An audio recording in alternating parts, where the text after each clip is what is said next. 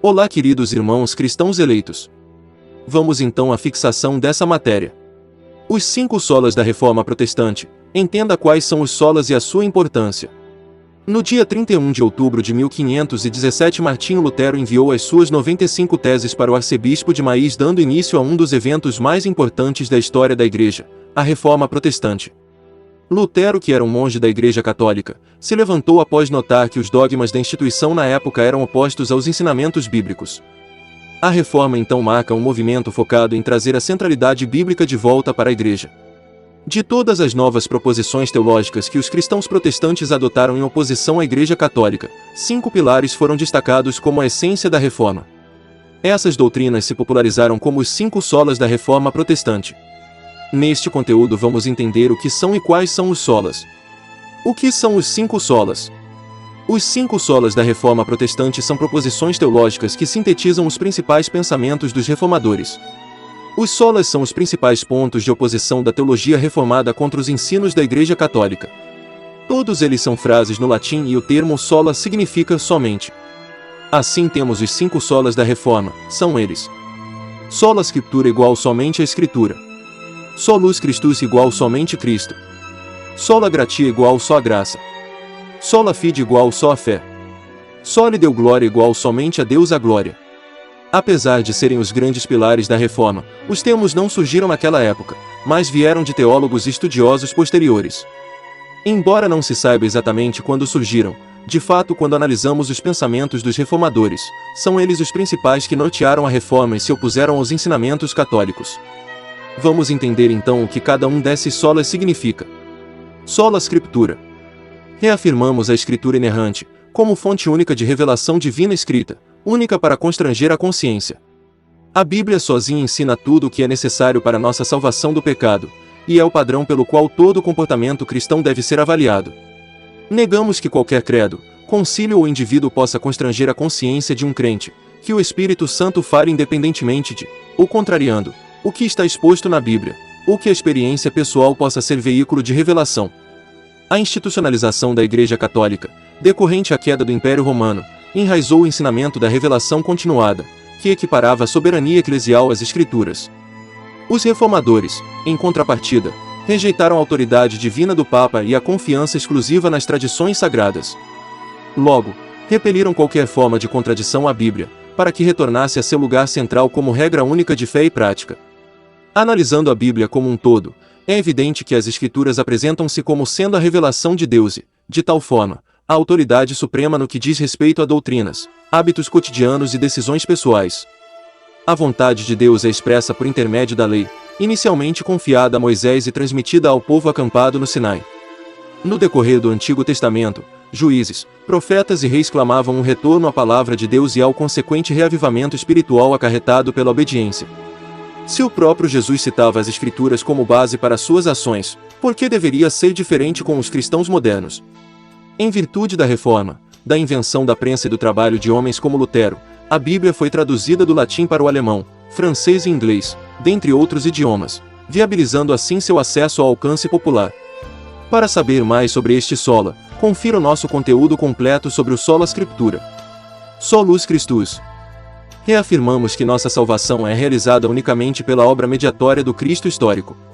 Sua vida sem pecado e sua expiação por si só são suficientes para nossa justificação e reconciliação com o Pai.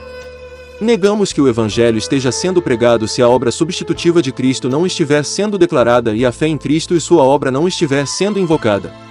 As tradições da Igreja medieval inferiam que a obra de Cristo, sozinha, não era suficiente para a salvação. Como resultado, eram apresentados centenas de mediadores, a começar de Maria, dos demais santos e da autoridade absolutista do Papa, que conciliariam um contato entre leigos e Deus. Todavia, os reformadores salientaram o papel de Jesus como sumo sacerdote, que intercede em favor da humanidade perante o Pai. Nesse sentido, o eixo do cristianismo gira em torno da pessoa de Jesus, destacando assim seu papel na salvação.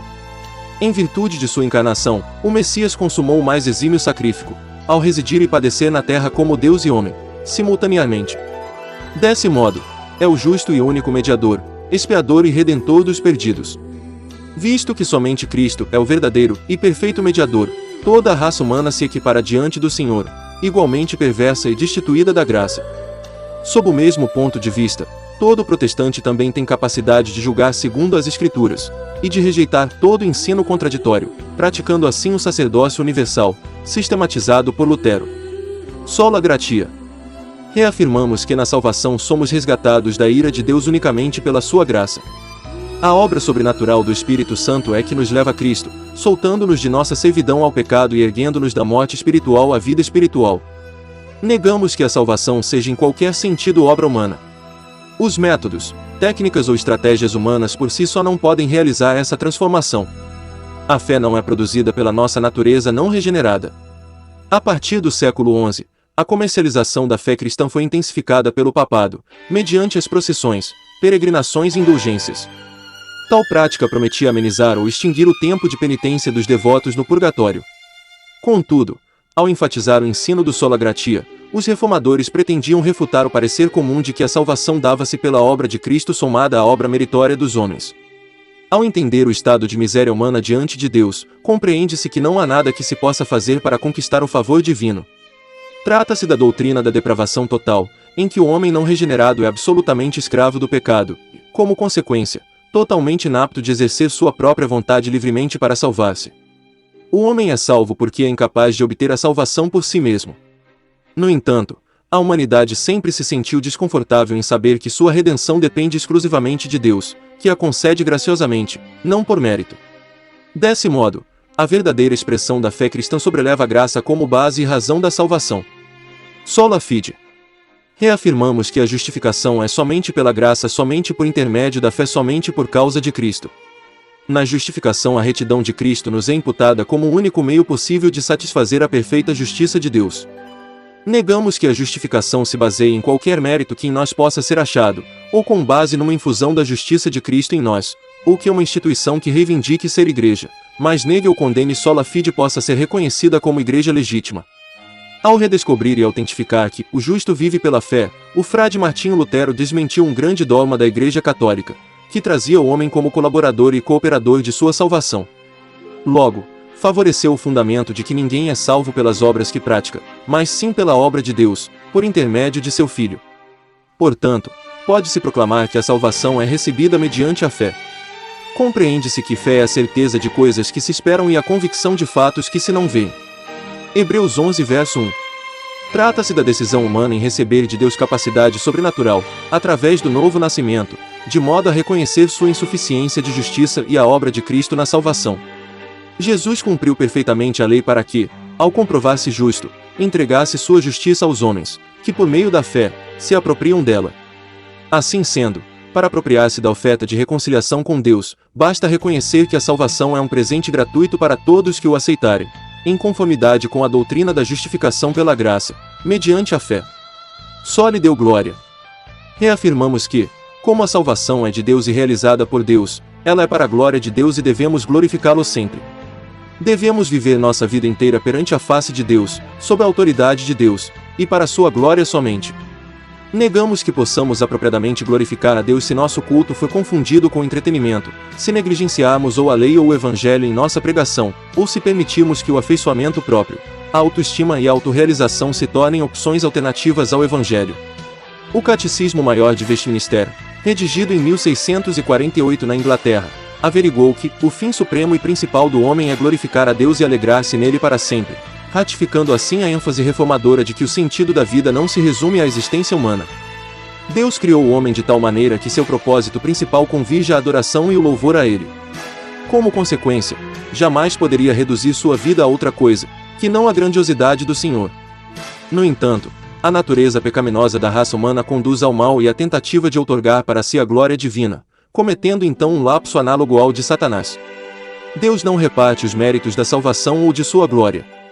Ainda assim, convida seus filhos a juntarem-se com a criação para exaltá-lo, adorá-lo e dedicar todo o seu viver à glorificação do Altíssimo.